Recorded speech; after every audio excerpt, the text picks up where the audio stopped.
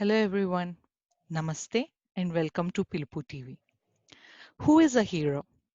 A hero is an ordinary individual who finds strength to persevere in the face of overwhelming obstacles. We all have our personal favorites that we look up to and get inspired by. Our guest today is one of my own favorites. While everyone's eyes were glued to the wheels of her wheelchair, she transformed those very wheels into her wings to fly high and build empire of accomplishments. She is none other than Kavita Krishnaswamy, who is a PhD student working on research to increase independence for people with disabilities using robotics. Hi, Kavita. How are you? Namaste, everyone. Thank you so much for this opportunity, Aditi and Vinona, and everybody watching. I really appreciate this opportunity to share my story with all of you, and hopefully we can collectively work together to bring accessibility to the world. That's nice, Kavita.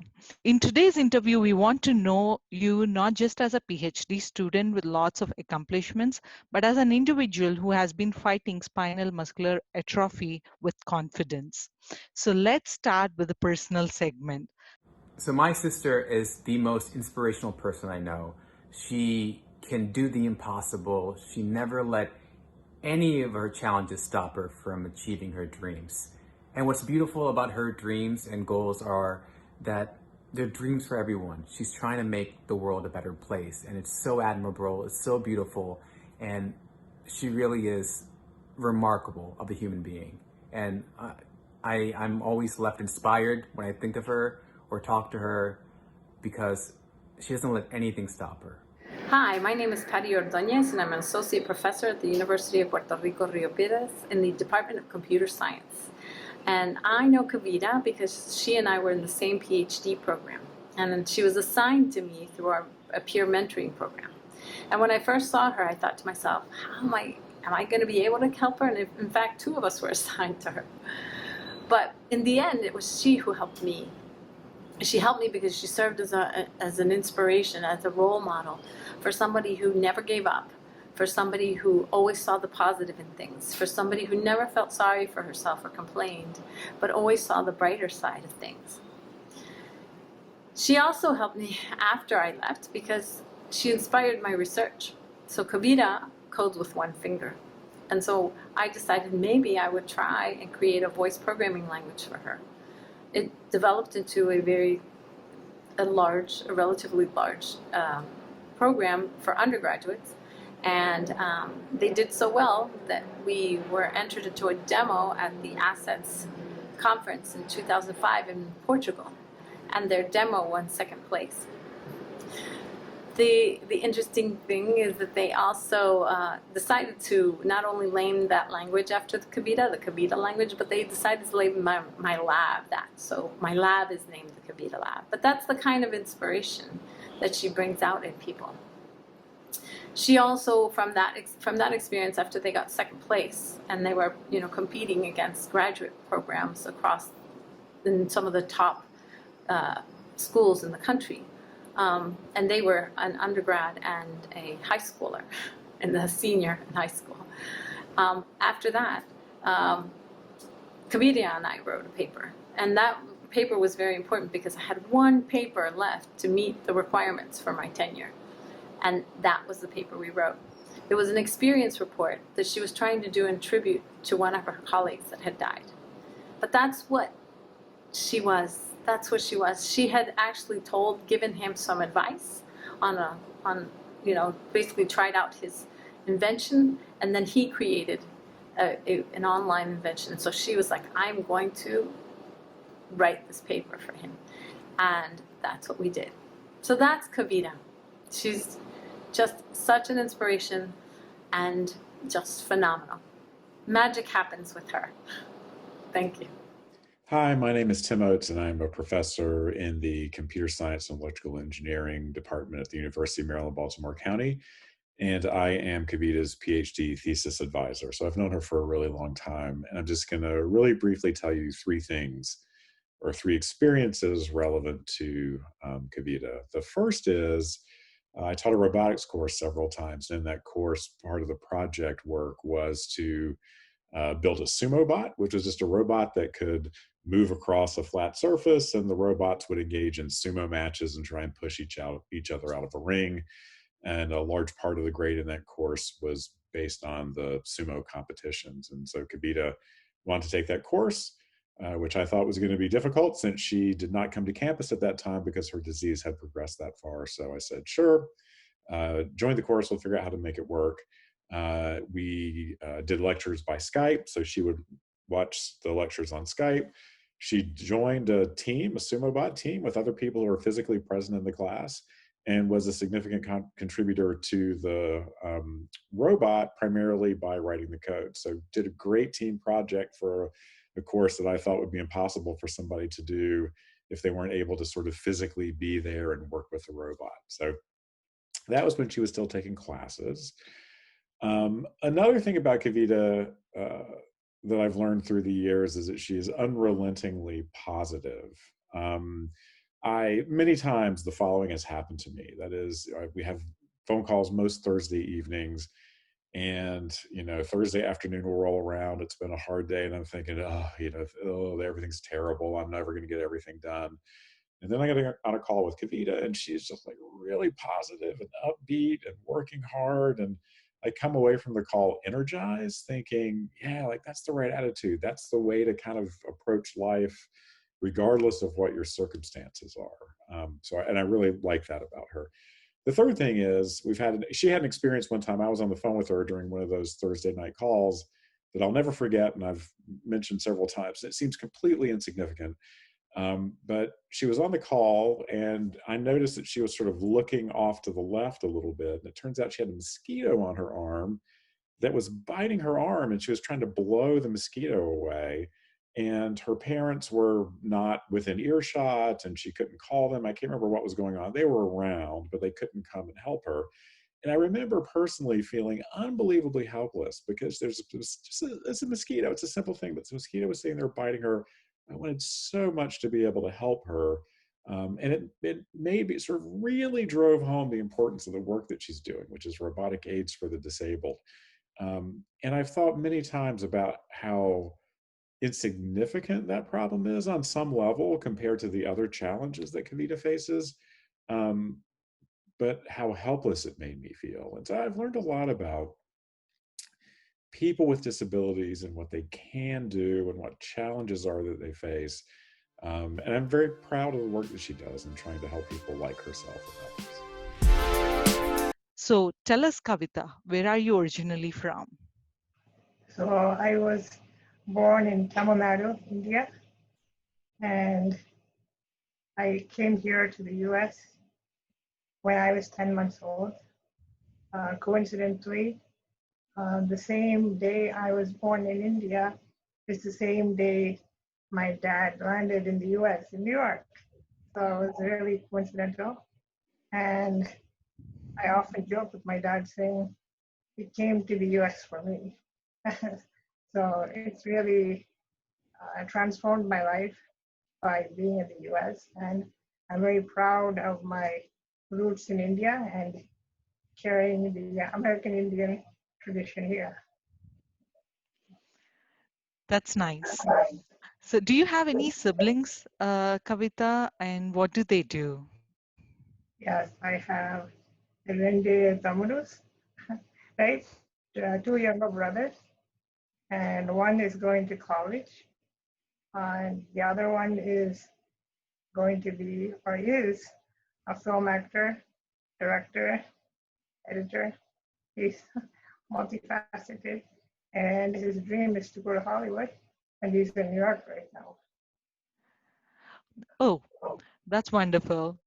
So, Kavita, we want to know more about your childhood. So, what did you want to be when you were a kid? So as a child, I really struggled to find my identity, first of all, because I saw that those around me had a lot of strength. And I noticed I was different from them in many ways. But the challenge for me was to understand why I was different. And I understood that I had some limitations like everybody else, comparatively to others. And at that point, I really wanted to express my abilities. So at that point, I really wanted to be a writer and become an author, write books, and that was my dream. Wonderful, Kavita. So, what motivates you? Who is your inspiration? Let us know. That's a difficult question. When it comes to something that inspires me is struggles. Like when I face my own struggles, my own pains, my own disappointments, that itself motivates me because I want to overcome those disappointments, overcome those obstacles, and not go through the pain repeatedly over time. So that is the first motivating factor that really propels me to solve or try to attempt to solve a problem. And also when people judge me when I cannot do a thing, that really motivates me. Like I remember in kindergarten, the first day that I enrolled in kindergarten, the teacher asked my parents. The teacher did not ask me, which that itself I felt offended at that time.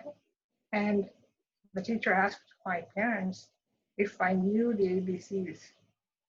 And that was when, like the first day of kindergarten. And at that point, I remember being offended by that question.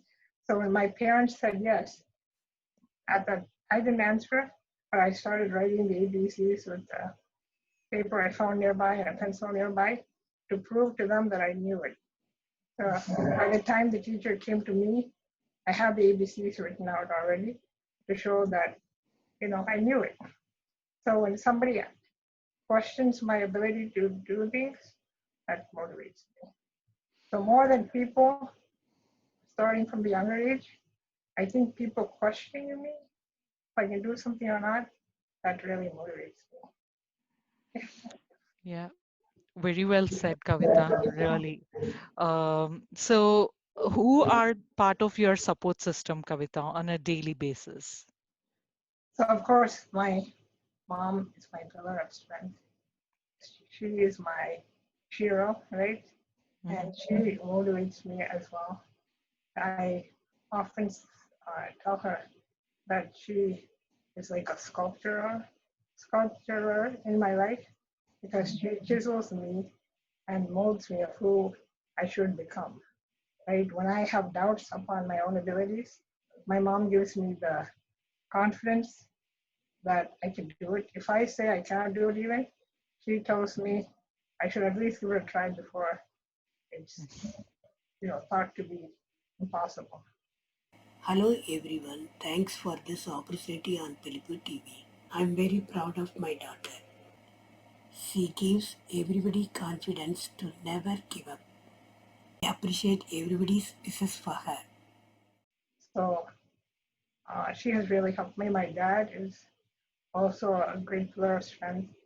He's always giving me the freedom, right, to pursue all my dreams, all my thoughts. So he's also a very great supporter. And beyond my parents, so people that have been very important in my life are my personal assistants, my personal care assistants, caregivers, friends. They have really helped me in many ways to become independent and be positive and really helped me to survive, I can say. I have a personal assistant. Her name is Hawa. She has been with us for the past 14 years. And it's amazing because considering all the difficulties, right, of caregiver shortage, personal care shortages, right? She has been with us for the past 14 years, and she's still continuing despite this COVID-19 pandemic, right? And there's an option for her to not work. but she cares about me. She wants to help, and she wants me to see my tomorrows, right? So she's here every day helping out. And another personal assistant has been with us for the past 9 years. Her name is Yolanda. She's been with us for a very long time also. And she's been, all of these people have really worked beyond their expectation, beyond their role, right? And they're more like big sisters to me than personal assistants. And then we have somebody working new for us. Her name is T. She's very wonderful. She's very kind. Also, she's new, but she's willing to learn. There's a lot of patients involved. I mean, people don't treat me as clients or patients. They treat me as their friends or sisters. And that's really necessary in this life, right? Yeah. Any day, Kavita, what you give is what you get back. Of course, right? And of Yeah. course, very supportive friends. Like when I went to college, I have a friend named Sina, right? She helped me to be in class, attended class with me. She would cut her classes so she could come and attend class with me so I could have the help. Like Jennifer and Natasha. I have a lot of friends that have been very supportive throughout the years. That's nice. That's wonderful, Kavita. So, tell us, Kavita, what comes to your mind when you hear the word disabled or physically challenged? I don't like it. I think, well, according to the US perspective, Mhm. and I believe what should be accepted worldwide, it should be person first language. Person first language means you put the person first. So, meaning you say person with a disability. So, the person is the focus here, and the part disabled is Mhm. secondary.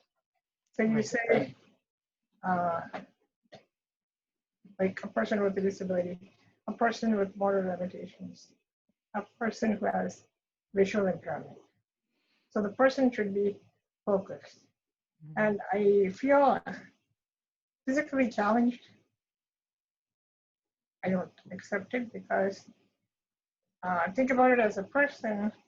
When you compare yourself to running like a cheetah, you're physically challenged when you come to that animal. So it's all comparative, and physically challenged is not something it should be not used. And in India, or in some parts even, they use the word handicap, right? And Yeah. that's almost like saying you have a hand in a cap, you're begging for something. That's the reason why that term was termed. And it's not supposed to be used. And in India, I know there's a term, Divya Yang, right? Mhm. Called, and trying to elevate the person with a disability to some higher spirit. And I don't know how they are elevated because we don't really have equal rights, even as the basic individual. And we're elevated to a high, holy, like person equal to God. I don't see how that's possible. So, of course, I don't accept that either. So, all I'm saying is we should have equality. We don't want above human level recognition to be young and not below standards, disabled, physically challenged, just equal. A person with a disability. So something equal. Right. I totally hear you, Kavita. So also, a lot of people do not have an idea of what a person with disability faces on a daily basis. So tell us, Kavita, what daily problems do wheelchair users face that others have no idea about? First, the basic need. What they say, the activities of daily living, right? Eating, showering, just going to the bathroom, right? Things, something basic human needs. that's the most challenging aspects of having a disability. And I'm thinking it's not just physical disability, it's related to visual, hearing, all types of disabilities. And they all face the basic troubles or challenges to these basic activities of living. So that's the main challenge. The other challenge that comes along with it, because it's a factor, is how the world or society views the individual with a disability. Right? There's a lot of stereotypes. There are a lot of expectations, actually below standard expectations. One example is when I was in 12th grade, and it was time for me to apply for colleges. I saw all of my classmates apply, and I saw all of the teachers encourage my fellow students to also enroll in college. But no one really did that for me. Nobody really encouraged me to apply for college, except my guidance counselor, Mrs. Fran Right? She was one of the few people that encouraged me to apply for college. And thanks to her, I applied, and that has paved the road for me, and that's why I'm having a good academic career, and it's really helped me shape my career. Yeah. Yeah, with all your accomplishments, you have definitely proved the people wrong, and the person who supported you, she must be really proud at the moment. Yeah. Yeah.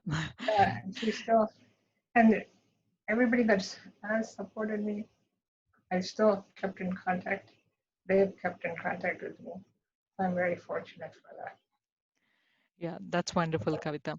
So, as per my understanding, you are born with spinal muscular atrophy. So, Mhm. when your parents, when did your parents find out about it? Did they ever tell you what their feelings were at the moment? Mm, I tried to understand, first of all, I guess from their standpoint. I mean, I'm the firstborn child, right? And they had no idea what was happening because I did not hit the milestones as a child. Like I did not crawl. And that is when they began to worry and they took me to the doctors. My mom took me to the doctor in India, and the doctors there said, well, some kids don't hit their milestones at the right time. I mean, sometimes it may take a delay. So my mom did not really take it seriously because, she listened to the doctor and just thought maybe she didn't hit the milestone that time, maybe later. But when I came here to the US, it still did not happen. I did not crawl yet. So then I had a muscle biopsy, and the muscle biopsy, that's when that's when my parents got the information that I have spinal muscular atrophy. And spinal muscular atrophy is a neuromuscular disorder, right? It is genetic. That means my mom and my dad had to be carriers. So there's 1/4 probability that any children they have will have SMA, spinal muscular atrophy, right? And there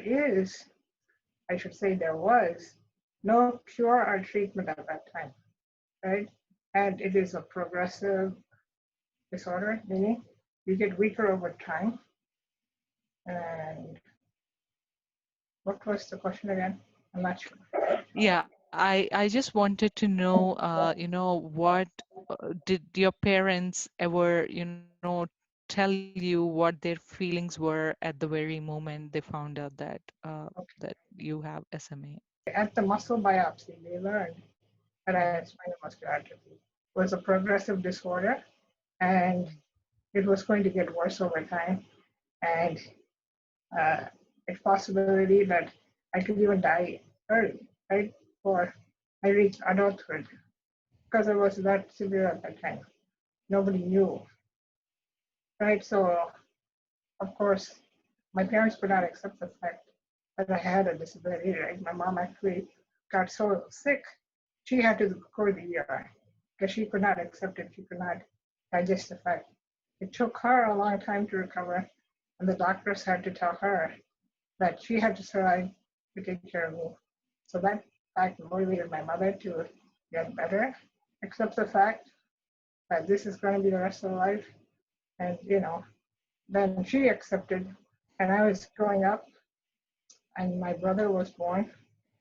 I think after my brother was born, and I saw him walking, I saw him doing a lot of things.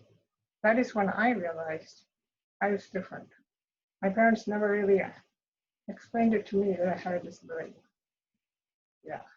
So slowly I understood. And I think I began questioning, and I realized I was just different.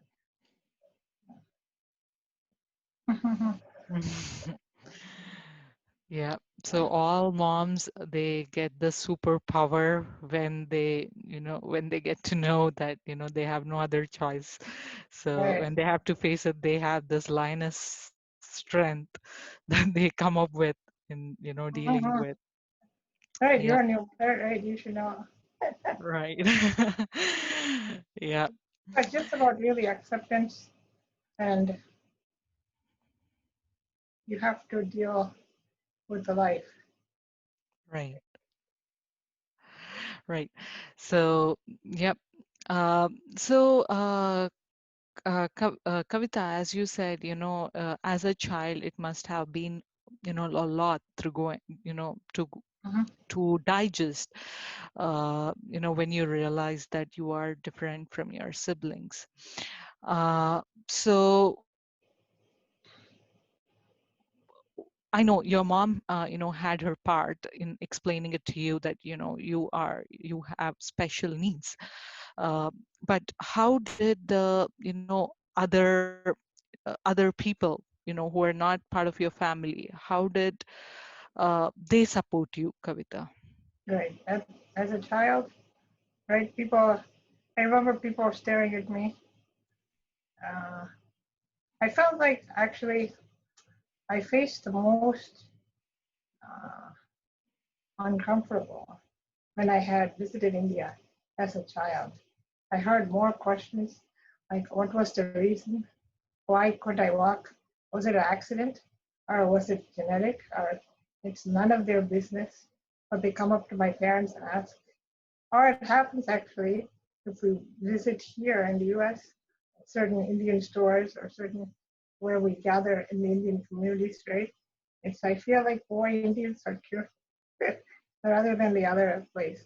I mean, I understand they are they have a good heart. They want to know, understand.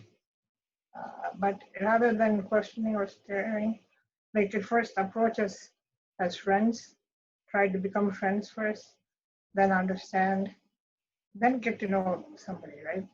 Hmm. I don't know.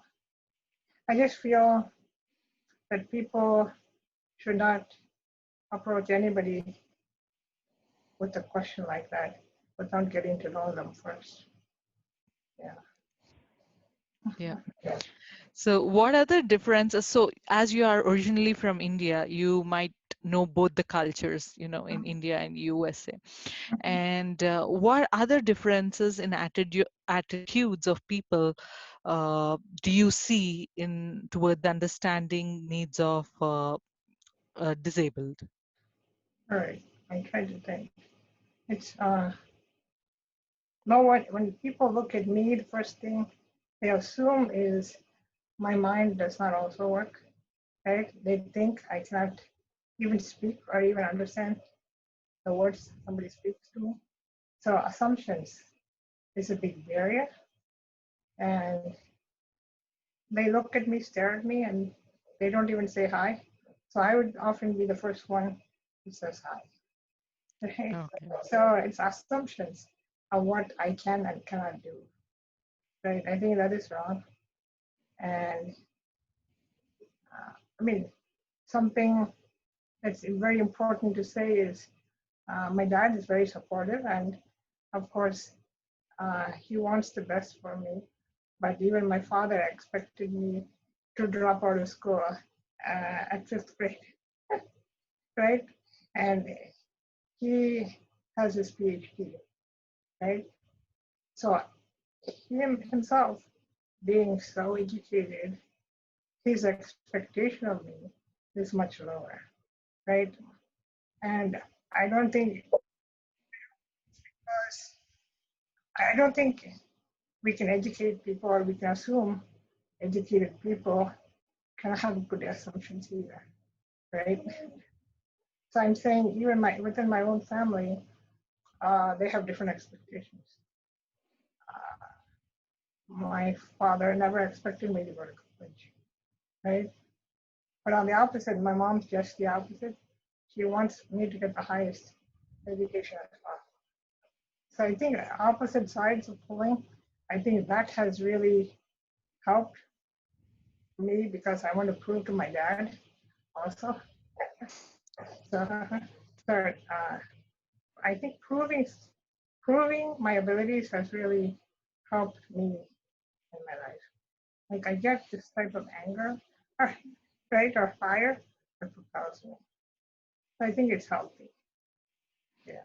Wow, that's nice. You have not just proven your ability, Kavita. You have exceeded expectations by, Yeah. doing what you're doing right now.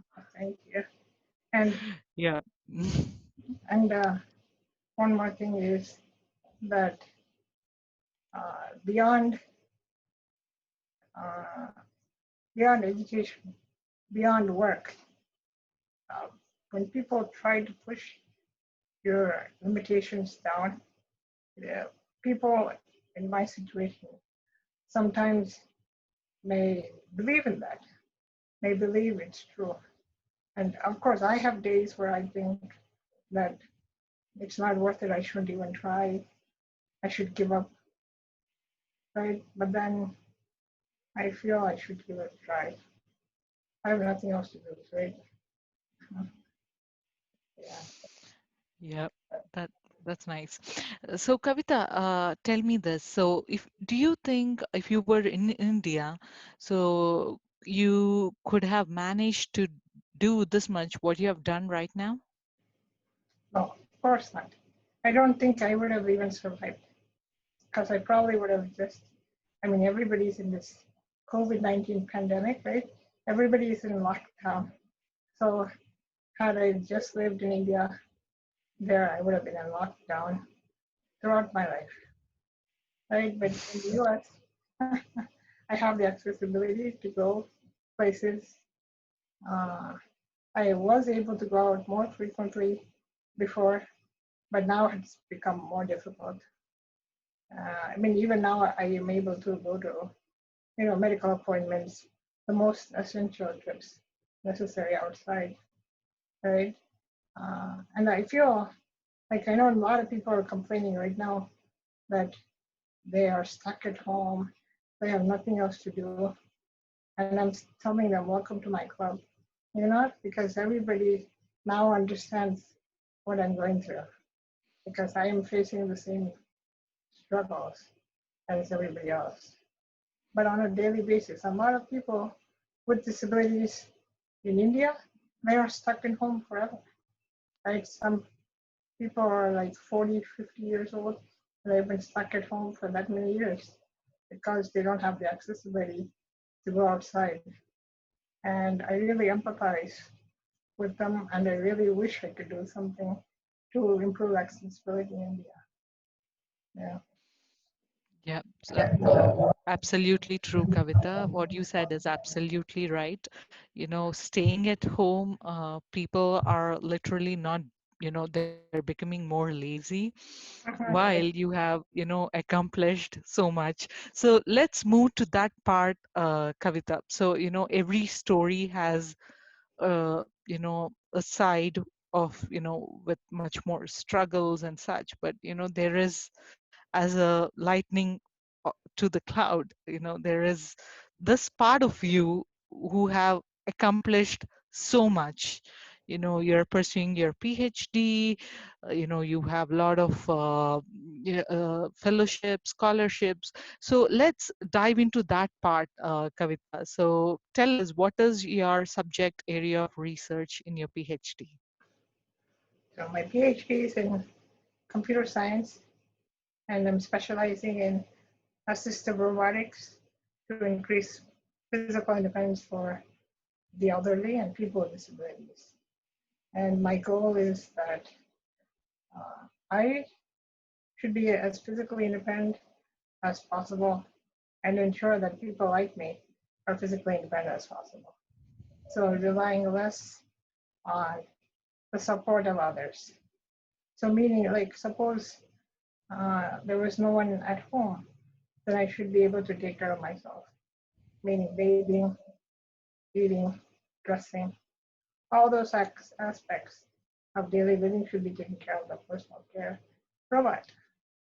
And I know there's a lot of challenges involved with safety, accessibility, and it's very challenging because you have a machine taking care of you, so we have to consider safety. Okay. Yeah. So, Kavita, what got you interested in this field? Why this field in particular, Right, like actually, computer science? right. Computer science, because I feel it gives you the maximum ability to really stretch the capability of human strength. Right, we have the ability to do a lot more through technology right now, and people are able to stay home and work because of technology. So the power of technology is a greater independence, and it amplifies the skills and abilities of humans. So I feel that has the most capacity to make a big impact and really transform lives positively. And at this point, I really want to mention and give thanks to Dr. Janet Rutledge, our dean. She's been very supportive to me throughout the years to help me push ahead on my academic pursuits. Have been very, very supportive and encouraging. And I want to also thank my advisor, Dr. Tim Oates, who has been very encouraging, providing unwavering support throughout the years, and helped me patiently to focus on my ideas. Like, I doubted at one point if I could do a PhD in robotics because there's so much physical ability required to build a robot. And he encouraged me that you can still do it. Don't let your physical limitations stop you. Make sure you do the robotics. Because there's a really irony involved, because I don't have the physical ability, but the robot has all the physical strength, right? So to me to build it, there's a lot of ability required. And he's really That's encouraged on that. okay. Yeah, that's true. So, Kavita, apart from the PhD, do you have any other daytime job that you're working on? The research is the main primary job. And of course, uh, throughout my PhD, I've been tutoring undergraduate students, graduate students, high school students, elementary school students. So that is also part of the PhD, where you are mentoring and tutoring other students, your fellow peers. So that is a part of it. So you can consider that as a side job. Right? Okay. Yeah, that's nice. So is that how you are getting your, income? I guess it's part of the reason. The good thing about the PhD is we have stipends. So uh, I guess you can say the stipend is the income. Yeah. And basically it's Amazing. all fellowships and scholarships for me. So Yeah. that's been very Yeah, I supportive. see. Yeah. Yeah, I see how many scholarships and fellowships you have, Yeah. achieved through the process. So, before going to that part, Kavita, tell us, what is the most exciting discovery that you have made during your research? Okay. One of the exciting things we collaborated with the University of Washington to work on a robotic limb repositioning system. And I'm very excited. I am very proud that we collaborated with Dr. Maya Kakmak at the University of Washington. I'm thankful to her and her lab to support us. And it's actually a fetch robot. It's a mobile base. It has a robotic arm. And we have a gripper from Sake Robotics. It's called the Easy Gripper. So it's connected to the fetch robot. And by using that, we're able to use a web interface to manually or teleoperate the robot to pick up a mannequin's arm. And that video is actually on my webpage, and I can share the link later. And in fact, I'll share the link to my webpage with the audience. So if you can support me or support my work, please help me. So I can give you a link to that. Yeah, we will definitely do that, Kavita. Of course, you totally deserve it for all your hard work. Thank you. So, yeah. So Kavita, so you are now pursuing PhD in computer science from University of Maryland, Baltimore County, and you have scholarships and fellowships like Google Lime, Microsoft Research, Graduate Research at National Science Foundation, and a lot more. But I'm sure that was not how it had always been. So were there times when you sat alone and planned for all this? And who believed you in your tough times? Very good. Of course, I have a mentor, actually, Dr. Patty Oates. She has herself, she was an art history professor, and she pursued her PhD in computer science. So being an art history professor now, and then she became a computer science PhD, and she was a recipient of many fellowships herself. So she was very pivotal in helping me understand how to apply for fellowships, understand the requirements, and she motivated me to do those fellowships. And again, my advisor, Dr. Oates, he also helped me to apply to as many scholarships and fellowships as possible. And we have an organization called the Promise Organization at the University of Maryland System. And their goal is to help graduate students apply and receive as many scholarships and fellowships as possible. And with the leadership of Dr. Renata Tal at that time, she had held a number of workshops and seminars. I'm thankful to her that she did, because that helped me to understand how to apply for scholarships and scholarships. And she's very encouraging too. Yep. Yeah, that's nice, Kavita. So over the period of time, you achieved a lot. So you even had a chance to, interact with our current PM, Modi ji. So, That yeah. was a very exciting So opportunity.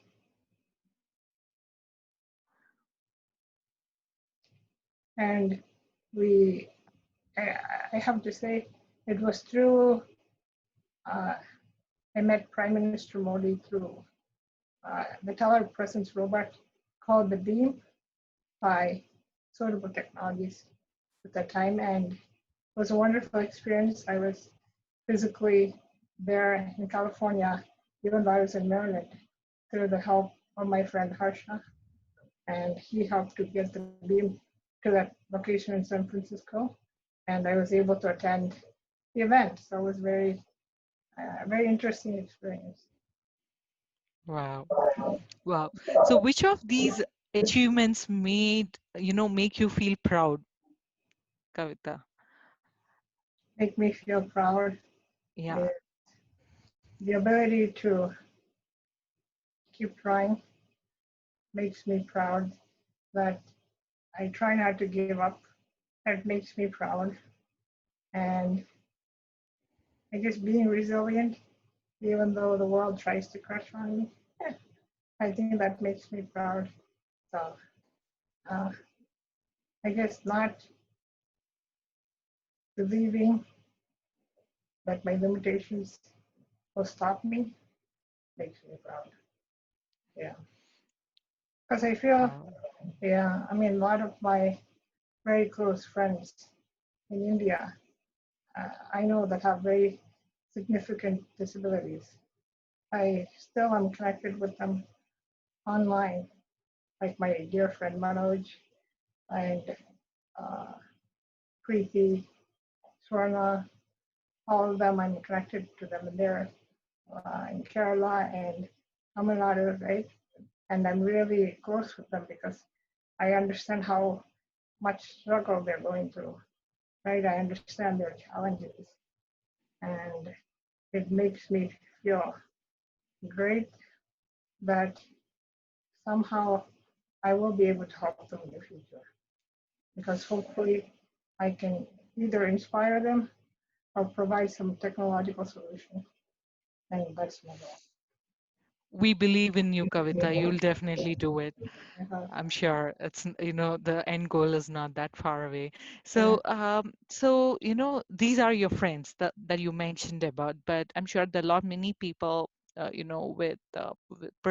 people with disabilities, uh, who have no idea about who they have to reach out to, for right. help. Like they do not know where they need to draw the strength from. So do you do any social activities? Do you have any social media groups to support each other? Yes, there's a SMA support system group on Facebook. There's a Cure SMA support system, Muscular Dystrophy Association. And there are actually specific groups for Indians as well, and for the global population as well. Right. Okay, so there Okay. are other groups. And here in Maryland, I was a part of the Maryland Commission on Disabilities, and I was appointed by Governor Barry Hogan to be on the commission. And that was great. It was a volunteer experience, and I was able to be involved in all the legislative policies here in Maryland locally. Oh, So, wow. so That's nice. I enjoyed that. Hmm. Okay. So, do you ever feel tired of people saying that you have achieved so much regardless of your disability? Do you think, physical disability has anything to do with the mental strength at all? Mm. It varies.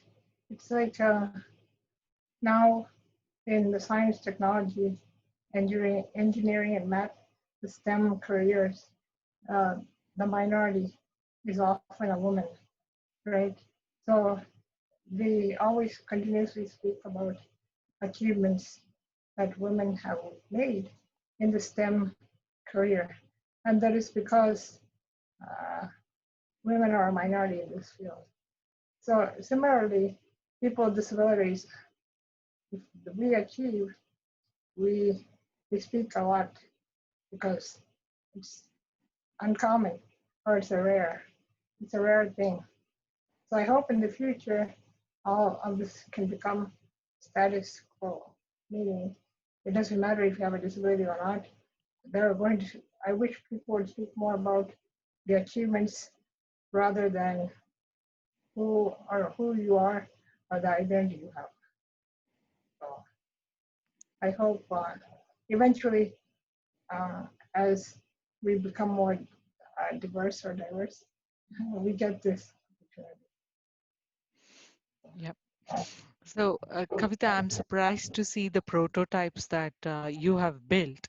Mhm. Uh, so, tell us, Kavita, tell more details on tell us more about the prototypes that you have built and the other projects that you have worked for helping people with disability.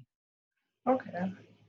Like I first said, the collaboration with the University of Washington, the robotic limb repositioning system that has a mobile robot arm, so you could remotely control it to move the person there locally. So most of the prototypes I have, the basic, the most important component is telepresence, because like I said, I want to help my friends in India. So I had the idea I want to remotely help them, provide remote assistance by manually moving things or helping them collaboratively to assist them with their tasks. So that is the basic idea.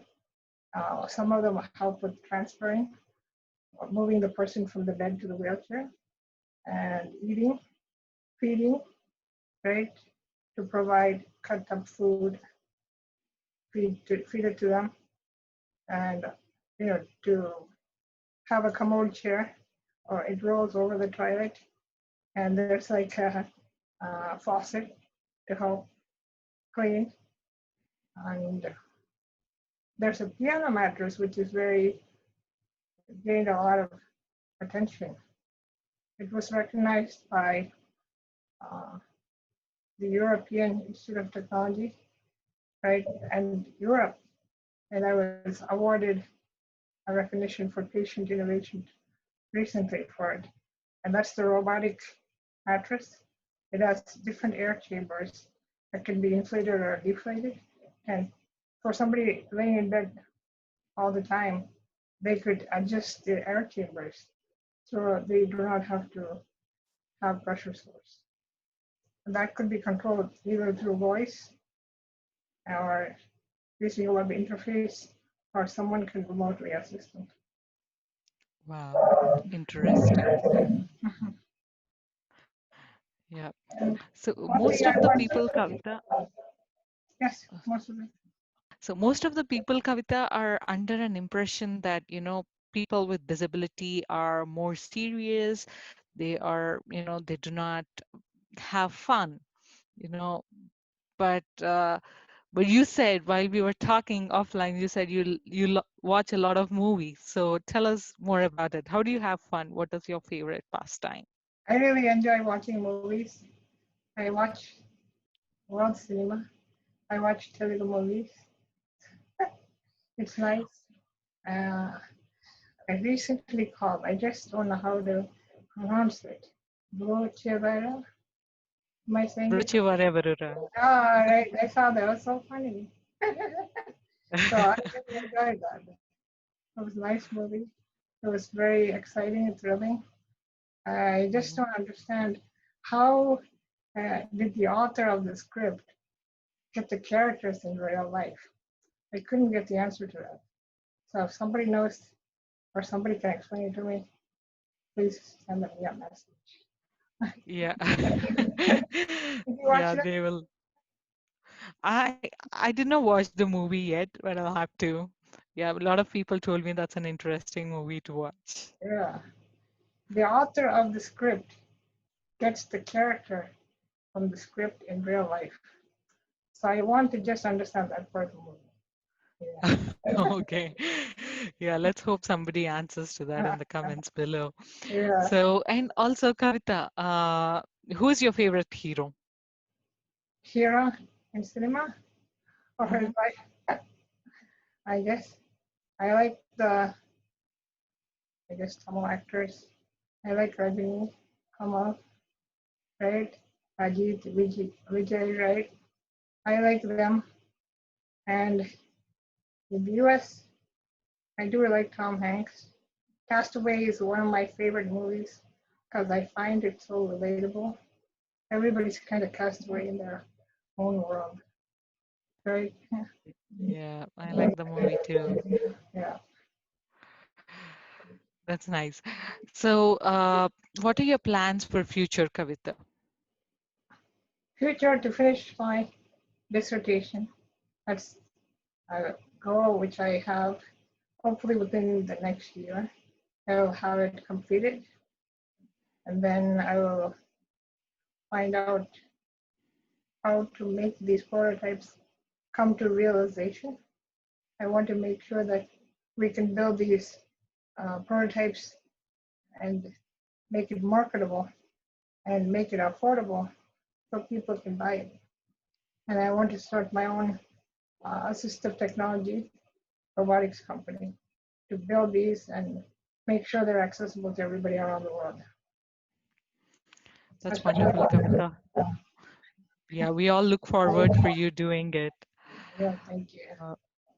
Yeah, and also finally, what message do you like to give to Indians with, disabilities, and especially for, girls in India who, with disability and who have no idea on who to reach out to? What message do you have for them? Right, for anybody with a disability anywhere in the world, I believe the passport to freedom is education, because that will help you to gain some knowledge, first of all, of how to approach this world and to overcome a lot of challenges. I've had a lot of obstacles even going to college because I've needed extra accommodations, such as sometimes I won't be able to sit in class for, of course, going to classes 8 hours per day. So sometimes I would have to be at home and Skype for my courses. And many professors would often give me a tough time back then, even though the technology is available. But when you look at the world now, the whole world is faced with online school, online college, right? But now they cannot say no, right? So I wish more people can understand that we have to find creative accommodation solutions for education. I understand, especially in India, accessibility is a big barrier because of roads and that I guess some places they don't have ramps, right? So I understand, even though there may be environmental barriers, use technology, leverage technology to at least provide them the support so they can continue learning. So learning is the best solution to everyone, regardless of man or woman with a disability. So that's the main goal.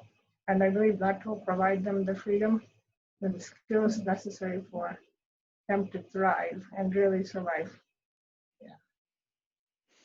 Yeah, do you have anything special to say to Pilpu TV viewers? I think we have to work as, I guess, a global community to help everybody around the world. And we have done incredible things in the US. And I hope we can use that as like a blueprint to show the world what we can do in terms of accessibility by sharing our success stories and even learning from the mistakes we have here. Like I said, the difficulties I had of going to college here online was challenging because professors would give me a tough time. And same, working from home to find a job was very difficult for me too. Because of course, at the time of interview, when I say I need to work from home, they would say no. I had to go to the office to work. So those are, sometimes I don't understand if it's a company issue, company policy that's stopping them, or if it's just a sort of a discrimination in some way that you have a disability. So it happens globally, not in the US only, or not in India only, it happens everywhere. So we just have to find a way to overcome them as a whole world. I'm hoping, and I'm hoping the lessons from this COVID-19 pandemic and how technology has helped everybody to work from home, go to class, and take exams from home. I hope that can educate everybody around the world to help and use that same technology and policy to help people with disabilities to gain the same accessibility to everyday essential items like education and work. Yeah. Absolutely. Yeah. Absolutely, Kavita. What you said is right. Let's hope people understand each other and help each other in a better way after going through this. Uh, so thank you, Kavita. Thanks for joining us and inspiring us. So Pilpu TV viewers, Kavita has once again proved that disability need not need not be an obstacle for success, and she also proved that passport to freedom is nothing but education. So let's all stay positive, motivate each other for conquering our dreams.